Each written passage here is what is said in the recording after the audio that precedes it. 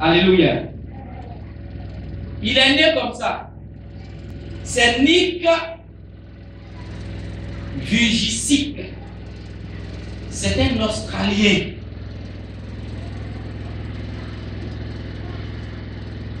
Il est né sans bras. Et le pied même d'ailleurs est tout petit. Il n'y a pas de pied. Il y a un qui est un peu plus grand que l'autre. Et je crois que quand il naissait, ses parents étaient surpris. Il n'est pas né comme une personne normale. Ce sont des choses qui arrivent dans la vie. Beaucoup de choses arrivent. D'autres sont nés avec un bras et puis après on coupe. D'autres sont nés avec des yeux, ils voient bien clair. À un moment donné, il y a une maladie qui survient et puis la personne est aveugle. Tu as la bonne santé aujourd'hui, demain tu te vois couché et tu ne peux même pas lever un seul bras.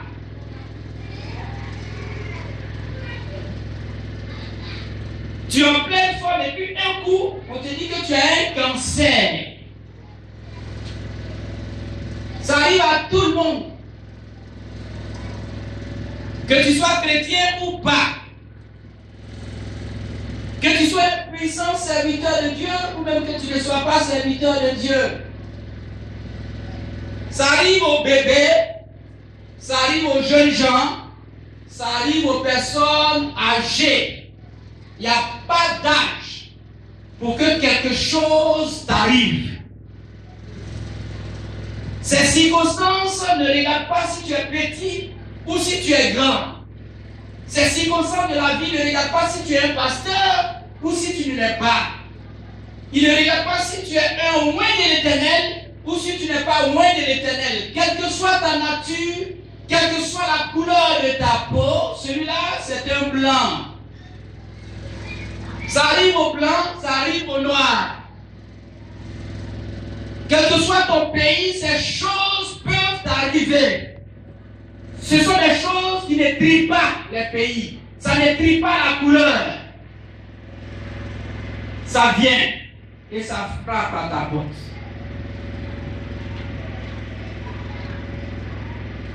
Comment est-ce que tu vas te comporter lorsque ces choses arrivent?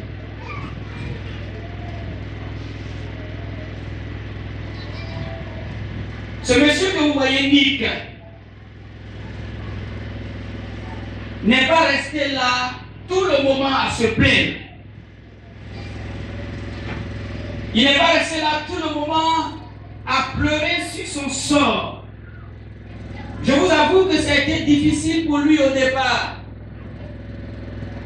Ça a été très compliqué. Et quand ces choses-là nous arrivent, c'est difficile, c'est compliqué. Tu peux passer des jours, tu peux passer des semaines en train de pleurer, tu peux passer des années en train de pleurer sur ce qui t'arrive. Il y a des personnes même qui restent tout le temps à faire le deuil. Parce qu'elles ont perdu leur mari, parce qu'elles ont perdu leur épouse, parce qu'elles ont perdu leur conjoint. Le temps du deuil passe et la personne reste dans le deuil. Pourquoi? Parce que la chose qui lui arrive est difficile.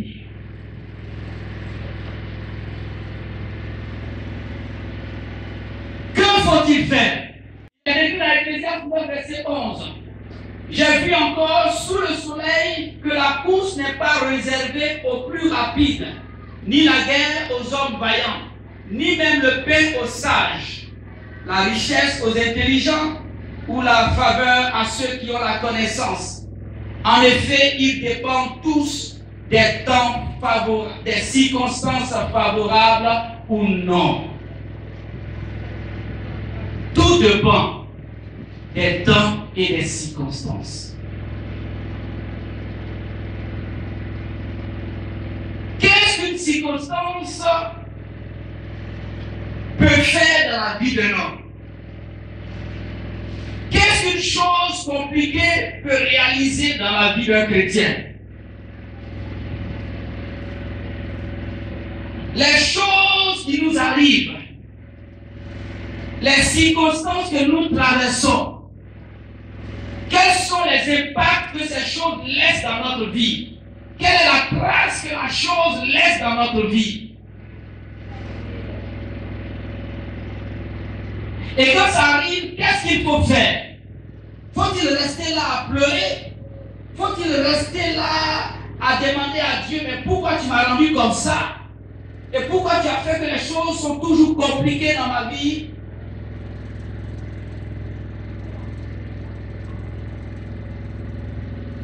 Faut-il rester là même à maudire Dieu? La femme de Job, plutôt, qui a dit à Job, regarde comment tu es devenu. Si c'est comme ça, affaire de Dieu là, il faut maudire Dieu en même temps. Tu étais bien avant, mais regarde ce que tu es devenu.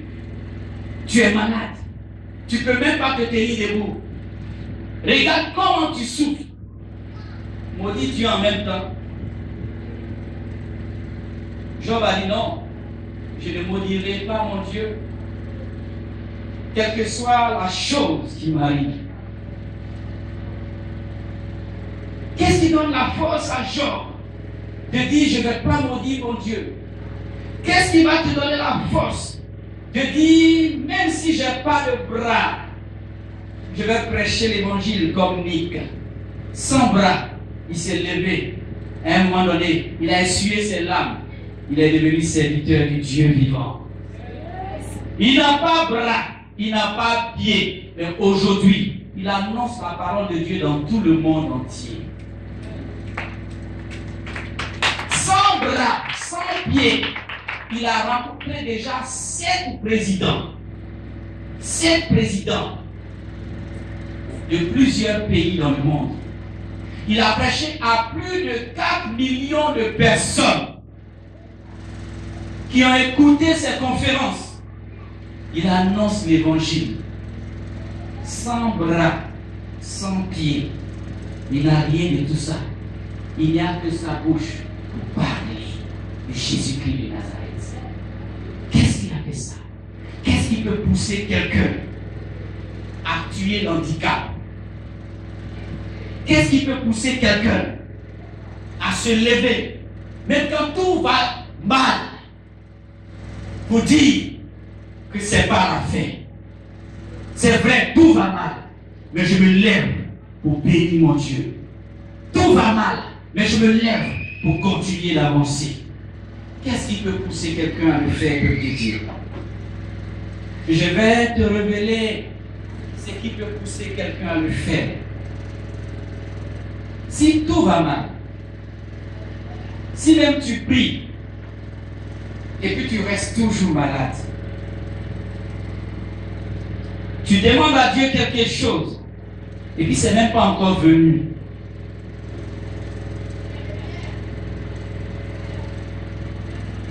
Voilà ce qu'il faut faire. Ce qu'il faut faire, c'est de demander à Dieu de te donner une vision. Alléluia.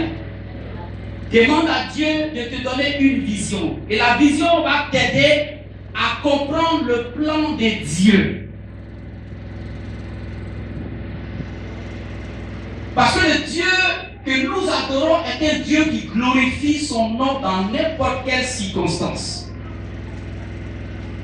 Il peut glorifier son nom avec tes bras. Il peut aussi glorifier son nom sans tes bras. Glorifier son nom dans ta vie avec l'argent.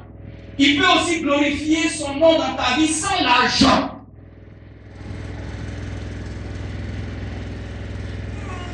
C'est un Dieu qui glorifie son nom dans n'importe quelle circonstance. C'est pour cela que la vision est très importante. Comment est-ce que tu te regardes? Comment est-ce que tu te vois? Est-ce que tu te vois toujours comme la personne qui n'a pas de bras et qui ne peut pas marcher, qui n'a pas de pied et qui ne peut pas marcher, qui n'a pas de bras et qui ne peut rien faire.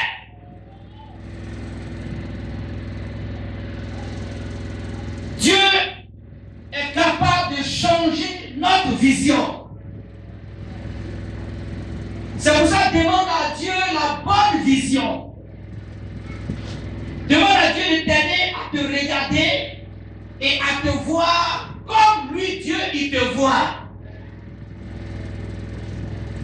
Si tu te vois comme Dieu te voit, tu verras que sans les bras, Dieu est capable de faire des choses en toi. À un moment donné, Nick a demandé à Dieu la vision. Il a pleuré un instant. Mais après, il a essuyé ses larmes. Seigneur, comment est-ce que tu me vois? Apprends-moi à me regarder comme toi, Dieu, tu me regardes. Est-ce que tu me regardes comme un malheureux ou bien tu me regardes comme quelqu'un en qui tu as mis une puissance? Beaucoup aujourd'hui ne peuvent pas avancer parce qu'elles se regardent. Elles regardent qu'elles n'ont pas de soutien. Je n'ai pas quelqu'un derrière moi. Quand elles se regardent, mais je n'ai même pas l'argent. Quand elles se regardent, elles disent, mais je n'ai pas de diplôme. Quand elles se regardent, elles se disent, mais je n'ai pas de mari pour m'aider. Mais je ne suis même pas encore marié, je suis célibataire. Mais mon papa est mort. Ma mère qui m'aidait n'est plus là. Quand tu te regardes, qu'est-ce que tu vois? Si lorsque tu te regardes, tu regardes encore la chose qui t'arrive, dis à Dieu, aide-moi à avoir une vision de ton plan pour ma vie. Parce que Dieu t'a créé pour un but. Dieu a créé chacun pour faire quelque chose. Si nous sommes sur cette terre, c'est pour accomplir quelque chose. Pour refléter la gloire de Dieu. Si nous sommes sur cette terre, c'est pour que Dieu soit honoré. Si nous sommes sur cette terre, c'est pour que le nom de l'Éternel soit glorifié. Afin que lorsque les gens nous voient, ils voient Dieu à travers nous. Ce n'est pas le problème que les gens doivent voir dans ta vie, mais ils doivent voir la main de Dieu. Ce n'est pas ce qui t'arrive que les gens doivent voir. Mais qu'est-ce que tu fais de ce qui t'arrive? C'est ça qui est le plus important. Qu'est-ce que tu fais de ce qui t'arrive dans la vie? Est-ce que tu permets à ce qui t'arrive de te bloquer? Qu'est-ce que tu fais de ce qui t'arrive? Est-ce que ce qui t'arrive t'empêche de continuer la route? Est-ce que ce qui t'arrive te laisse toujours en train de pleurer? Ce qui t'arrive, qu'est-ce que tu fais de ce qui t'arrive? Ces choses-là qui t'arrivent. Ces choses-là qui te combattent. Ces choses-là qui viennent ruiner ta vie. Ces choses-là qui viennent pour t'alourdir. Ces choses-là qui viennent pour t'empêcher d'avancer. Qu'est-ce que tu fais de ces choses? Est-ce que tu permets à ces choses de continuer toujours de te bloquer? Ne te laisse pas bloquer par ce qui t'arrive. Ne te laisse pas stopper par ce qui t'arrive. Qu'est-ce que tu fais de ce qui t'arrive? Si tout va mal, demande à Dieu de te donner une vision. Et la vision t'aidera à comprendre le plan de Dieu, le projet de Dieu pour toi. Il a dit, mes projets pour vous sont ce qu'il y a de meilleur. 2 Rois 6, versets 16 à 17. Il répondit, n'aie pas peur, car ceux qui sont avec nous sont plus nombreux que ceux qui sont avec eux. Puis Élisée pria, Éternel, ouvre ses yeux pour qu'il voie. L'Éternel ouvrit les yeux du serviteur et il vit la montagne pleine de chevaux et de chars de feu tout autour d'Élysée. Il y a des moments où lorsque tu n'as pas une bonne vision de ce qui est en toi, de ceux qui sont en toi, de ceux qui sont avec toi, tu auras peur. Parce que les choses qui vont t'arriver auront tendance à te faire peur. Alléluia. C'est pour ça qu'Élisée a prié pour que son serviteur sache et qu'il ait la bonne vision. Parce qu'il fut un temps où l'armée syrienne est venue contre l'armée d'Israël. Les Syriens sont venus contre les enfants d'Israël. Et à un moment donné, Élisée était encerclé par une armée. Il était encerclé par des chars. Ils étaient venus combattre Élisée. Et lorsque le serviteur d'Élisée, celui qui était avec lui, est sorti, il a vu que tout le secteur était barricadé, était encerclé par l'armée syrienne, l'armée ennemie. Il a dit à son maître, mais on est foutus. Ils vont nous tuer aujourd'hui. Et Élisée a dit à son serviteur, n'aie pas peur, car ceux qui sont avec nous sont plus nombreux que ceux qui sont avec eux. Élisée avait la bonne vision. Il savait que ceux qui étaient avec lui, il savait que l'armée d'Israël était pour lui. Il savait que Jésus était avec lui. Mais le serviteur d'Élisée, lui, voyait les choses. Il voyait les choses qui arrivent. Et tout en regardant les choses qui t'arrivent, tu auras peur. Que faut-il faire? Élisée dit, Seigneur, il prie maintenant pour son serviteur. Ouvre-lui les yeux pour qu'il voie que ceux qui sont avec nous sont plus nombreux que ceux qui sont autour, que ceux qui nous enseignent. Je suis venu te dire ce matin, peuple de Dieu, ce que Dieu a mis en toi. Ceux qui sont avec toi sont plus nombreux que ceux qui sont dans le monde. Ta vision va te permettre de comprendre quelque chose. La nouvelle vision que Dieu va te donner va te permettre de comprendre l'amour de Dieu.